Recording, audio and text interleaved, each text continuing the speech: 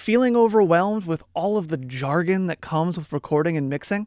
Well, today we're going to be filling in some of the gaps with a little talk on the science of sound. It's time to talk about acoustics. Hello everybody, Dylan Pines here with Musician on a Mission. Got another mixing tutorial for you today.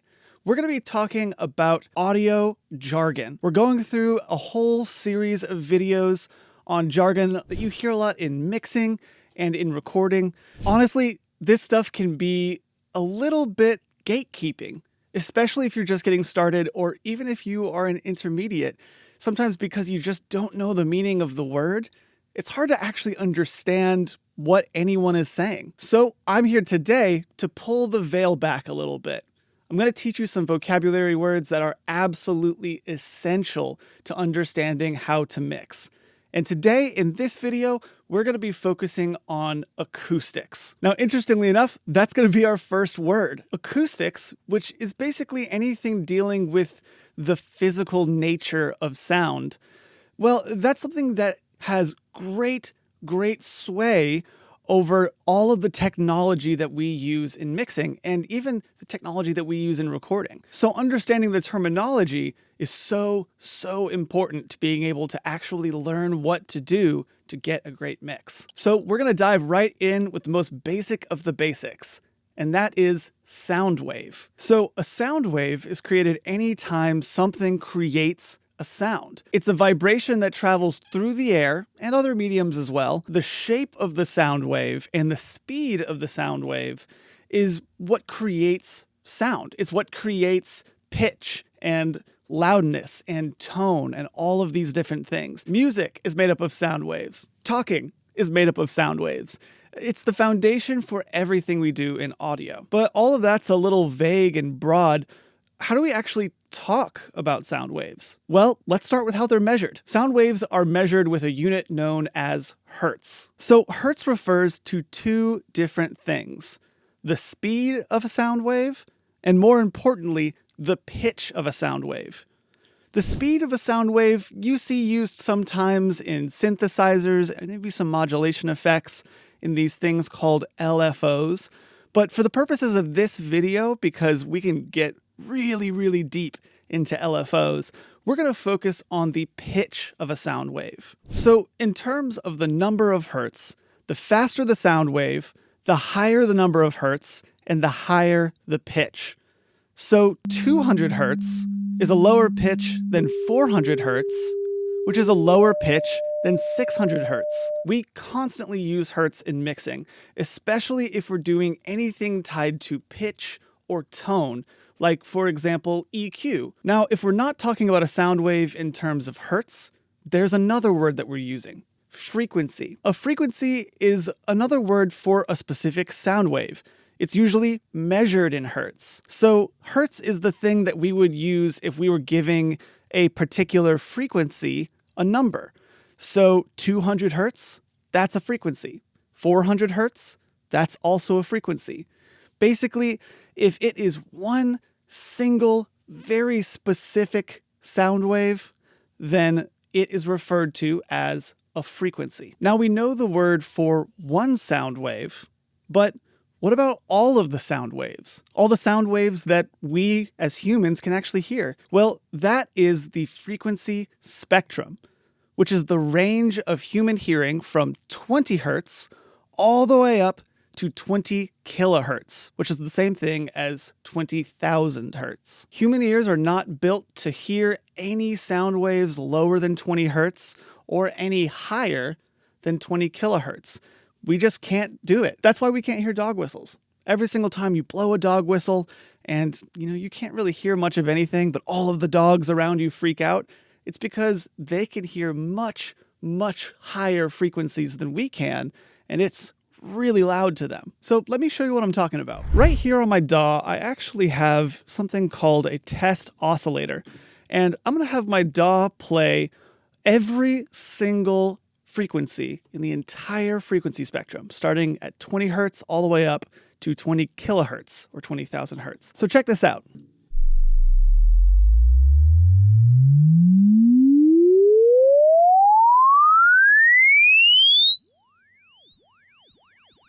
So why is the frequency spectrum important? Well, other than it being the basis of all sound that we hear, it's because EQs, or equalizers, specifically use the frequency spectrum to allow you to boost or cut certain frequency areas. Let me show you what I'm talking about.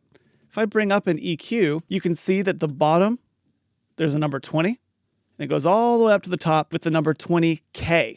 So 20 hertz, all the way up to 20 kilohertz, the entire frequency spectrum. Now, if this is the entire frequency spectrum, what do we actually call what happens when an instrument plays a note? What do we call those sound waves? Well, we refer to that as an instrument's frequency range, which is how many frequencies an instrument makes when a particular note is hit. So, for example, an electric guitar's frequency range is probably somewhere between 100 hertz and maybe about 6 kilohertz. So let me show you what I'm talking about. I'm gonna go over here and solo my guitar.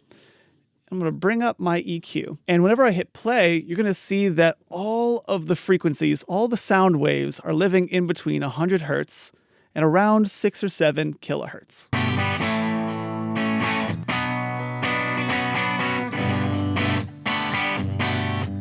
So what's the one crazy thing that you should be taking from this? It's that each one of these hertz, each one of these numbers is its own pitch. And that guitar, well, it made thousands of different frequencies. You could see that there were frequencies, like I said, from 100 hertz all the way up to about 6,000 hertz. Each one of those its own pitch. That's the crazy thing about sound. All sound is making thousands and thousands of different vibrations at all these different pitches. And even though one specific pitch is created, if I was to hit an E string on my guitar, an E note would ring out, I actually have these thousands and thousands of pitches that are all happening at the same time that are creating the tone of a particular sound. So the combination of all these different frequencies in my voice, for example, is totally different than the combination of all of the different frequencies in an electric guitar. Even though I probably have thousands of the same notes going on just in this particular sound wave as my guitar might. And what's cool about that is it allows us to use an EQ to change the tone of a particular sound. That's why we care so much about frequencies. We don't care about it quite as much just to get notes right. We can just use a tuning app for that, but it allows us to change the tone of a particular sound. So that said, what are different sounds made of? If they're made of these thousands of frequencies, certainly some of them have to be more important than others. So the most important frequency that's made by an instrument, that's known as the fundamental. And that's basically whatever note you, the listener, actually hears whenever an instrument is being played. For example, if I hit an A4 on my guitar, then the fundamental of that particular note is about 440 hertz. So if I was to bring up my test oscillator from before, and I put in 440 hertz, that is an A4. That's our fundamental. If the fundamental is what establishes the pitch of a sound, what establishes the tone of a sound? Well, these are known as overtones, or the thousands of resonant frequencies that happen when an instrument is played. Now, what overtones are created and how loud those overtones are gives our instrument its tone. There are so many of these that, for the purposes of mixing, they're basically random. It's almost more of a sea of infinite pitches rather than 5 or 6 very specific pitches that are created. Now, the exception to this are harmonics. So harmonics are created by the vibration of the fundamental frequency. They're basically the exact same note as the fundamental, just one or more octaves above. To find the harmonic of a particular note, all you have to do is double the hertz amount. So if I was to hit a low G on my guitar, well, the fundamental is around 200 hertz. That means that the harmonics are 400 hertz, 800 hertz, 1600 hertz, and so on. Now, harmonics are the most important overtones. They play a really big role in the tone of an instrument. How loud each of these harmonics are in relation to each other, that's going to play a really big part. Okay, so if we know that all instruments are creating thousands of frequencies, well, what happens if we play two instruments at the same time? What'll happen is a phenomenon known as frequency masking. Frequency masking is when someone's perception of one sound is affected by the presence of another. So basically, if two sounds are present that are in around the same frequency range, then it's going to be harder to distinguish between the two. This is part of the reason why your mixes might sound really muddy or really dull or not have much clarity at all. Maybe you're constantly having to turn up the volume of particular instruments because during certain parts of the song where there's a lot of instruments happening, all of a sudden it becomes really difficult to actually hear any of them with any level of clarity. This is one of the biggest reasons why we use EQs.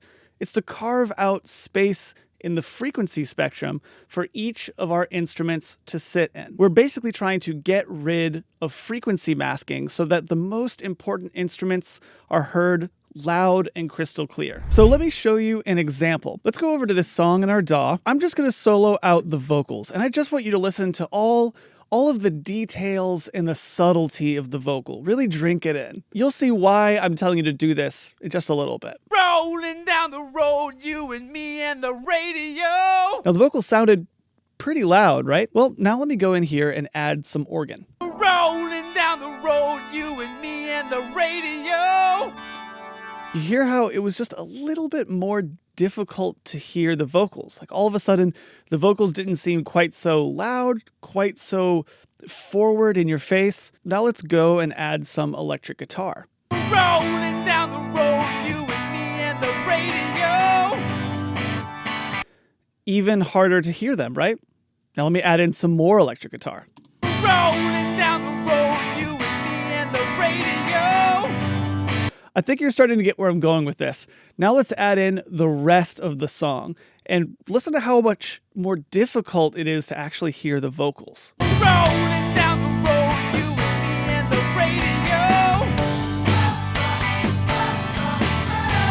Blowing down the mountain. All of that in comparison to where we started, right here. Rolling down the road, you and me and the radio. So that's what frequency masking is. It's all of these instruments having these thousands upon thousands of frequencies, all that are vying for the same space, the same attention for the listener.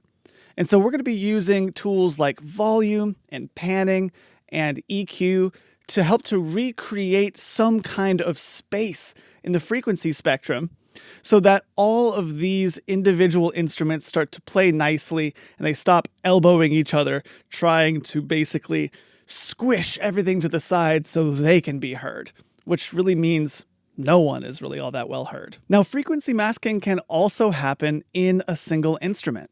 Sometimes there might be a few overtones that are actually so loud that they're starting to mask the fundamental and all of the harmonics of a particular instrument.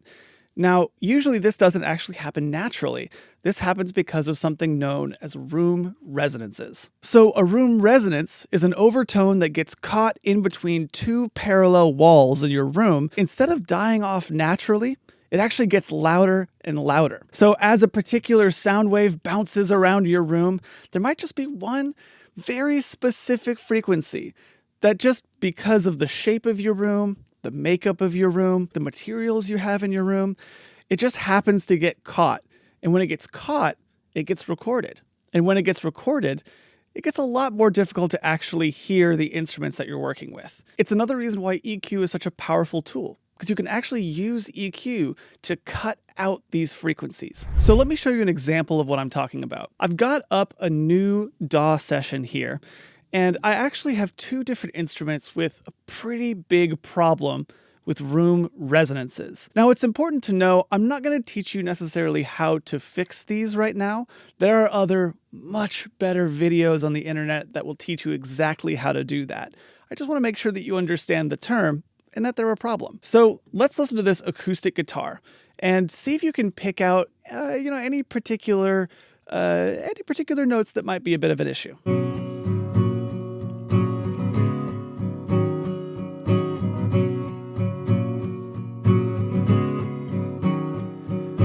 On the whole, it sounds okay. It's got kind of some nice body. It's got some nice string sound. Maybe it sounds a little muffled. So now check this out.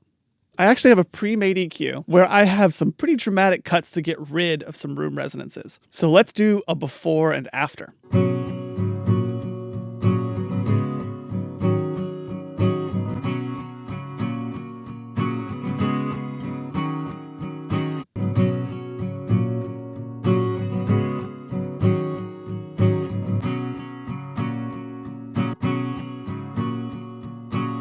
It's a night and day difference, isn't it?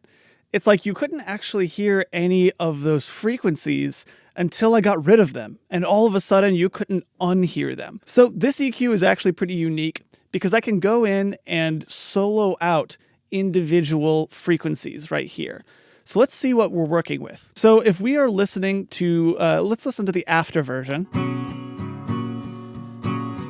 Here's one of the room resonances that I cut. And one of the calling cards of a room resonance is it's just one specific note that's there constantly, no matter what. So if I turn this off, you're going to be able to hear that note just sitting on top of the guitar, masking the frequencies.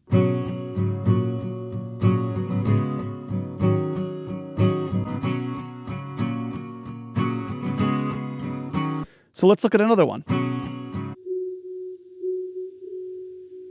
There's another one. Here's a lower one. And then here's a very low one. So I've got another example for you. Let's check out this upright bass. Now, this one just has one single large room resonance. And see if you can hear it in the before version. You'll definitely be able to hear the lack of it in the after.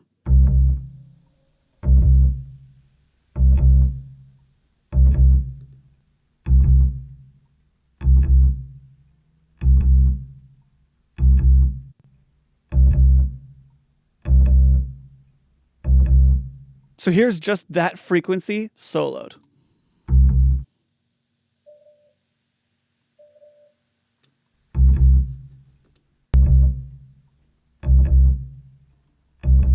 So those are room resonances. Using an EQ and cleaning those up in your mix is going to make your mix sound much, much clearer. But is there a way that we can actually deal with them before they're a problem in our mixes? There actually is, and it's our last jargon piece of this video, and it is acoustic treatment. So acoustic treatment are panels made of fiberglass, among other things, that are hung from walls in order to deaden room reflections and balance the frequency response of a room. Have you ever been in a recording studio and just seen weird rectangles covering the walls? Or maybe these large triangles in the corner? Well, those are acoustic treatment. The reason that those are there is actually to soak up some of that bad sound, some of those room resonances, so that by the time they bounce around the room and reach the microphone, they're not nearly as loud as they were before, which means that you're going to have a much cleaner sound in all of your recordings. Now, acoustic treatment is actually just as important for mixing as it is for recording. For recording, it's soaking up some of the bad sound before it gets to the microphone, but for mixes, it's soaking up some of the bad sound before it reaches your ears. This is actually a really common problem. People will set up their speakers, and those speakers will create sound waves, but those sound waves, they'll reach your ears, but they're also going to bounce around the room thousands of times per second, and then they'll come back to your ears and hit them again. Now, what that means is that your room is coloring the sound of your speakers. So you're not actually hearing your speakers nearly as accurately as you think they are. This is probably part of the reason why your mixes might sound great in your room and really terrible everywhere else that you play them. It's because what you're hearing is not what's actually happening inside of the computer. But acoustic treatment can help this because it's making a drier room, a deader room. What you hear is what you get. So it's something that I tell a lot of my students to invest in before they even invest in high quality plugins. Treatment is really going to help both your recordings and your mixes. So that's it. That's the most essential jargon in the world of acoustics. Hopefully, this is something that's going to really help you as you keep on learning about mixing and recording. You're going to hopefully get better sounds because you feel more confident about what you've learned. But here's the thing. This is just one small puzzle piece to getting an amazing radio-ready sound. You can get this perfect and still end up with amateur-sounding mixes. So that's why Rob Mazes, the founder of Musician on a Mission, he put together a free workshop where he shares his 7 steps to making radio-ready music at home. He's actually created a new approach to home recording and mixing that helps you do all of this stuff so much faster. And it hasn't just worked for him. At the time of recording this, over 60,000 people have already been through this workshop, and they've seen results in their music in just days. So now it's up to you. If you want to learn the exact 7 steps that are going to take your mixes to a pro standard in under a year, and hopefully keep you from wasting precious time and money and effort on all the wrong stuff, then go and check out the workshop right now. Just click the link on screen or down in the description below to get your access. It's totally free, and seriously, you're gonna love it. And if you're new here, don't forget to subscribe. We make tutorials and tips just like this one every single week. We'd love to help you grow. So that's gonna be it for me. This has been Dylan Pines with Musician on a Mission, and remember, create regardless.